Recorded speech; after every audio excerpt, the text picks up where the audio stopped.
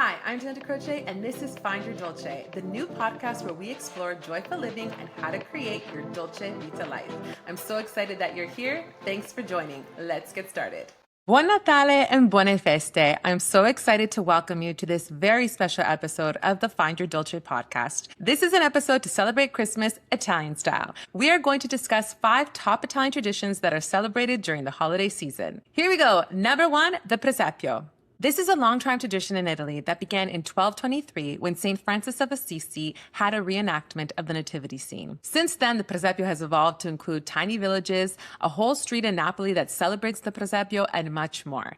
In our household, it is very important. In fact, I would say much more important than the Christmas tree. My mother loves to put together the Presepio. It's a tradition that's very near and dear to her heart, and one that she always says has reminded her of home. She just loves to see all the different aspects, how they come together, and she really puts her heart and soul into it.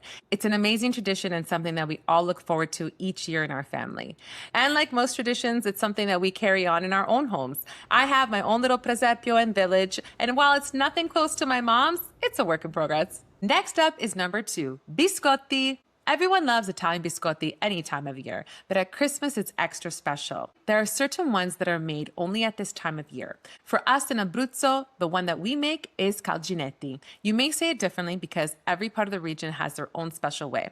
It's a delicious cookie that's made of fried dough and has a unique filling of chickpeas, believe it or not, and cocoa powder. Some people add chocolate and nuts in there as well. I remember as a child going house to house with these trays of cookies that my mom spent hours making. We always had different friends and family from different parts of Italy. So it was always amazing hearing the ladies swap their cookie recipes and, of course, trying all the different cookies. I can tell from a young age that it wasn't just about how good the cookie tasted. It was about the labor of love that went into making them. Those biscotti were worth more than any gift you can find at the store. Number 3 on the list, Tombola. Did you know that Tombola, otherwise known as Italian bingo, originated in 1734 when King Charles of Naples banned it? At the time, gambling was banned during the holidays because it was said to be a distraction from prayer.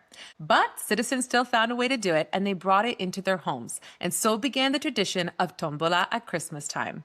Since it was played in homes, a space where traditionally women spent most of their time, Tombola became associated as a game played by women, whereas men spent their time playing cards. This brings up a lot of memories. When I was small, we would go house to house during the month of December, enjoying dinners together with friends and family, and of course, playing Tombola. The women would gather around the table with all their beautiful biscotti, and the men would play cards. I remember being so excited to get my little change purse and go and get my favorite Tombola cards. And then we would sit around, we would chat, and of course, we would learn our Italian numbers. It was one of the best ways. Today, it's a fun tradition that we still carry on and we look forward to every Christmas. Next up, La Befana. This tradition is very important in Italian culture. In fact, traditionally, kids would wait for La Befana for their presents instead of Santa Claus on Christmas Day. La Befana is an old woman. Her story dates back to the Middle Ages when legend has it the 3 wise men knocked on her door looking for directions to see baby Jesus. She quickly gave them directions, and while they invited her to come along, she said that she had too much housework to do. Later, she changed her mind and set out to find the 3 wise men and baby Jesus. But unfortunately, she never did. So, legend has it, to this day, she is still flying around on her broomstick looking for them. La Befana comes on January 5th, the eve of the Epiphany.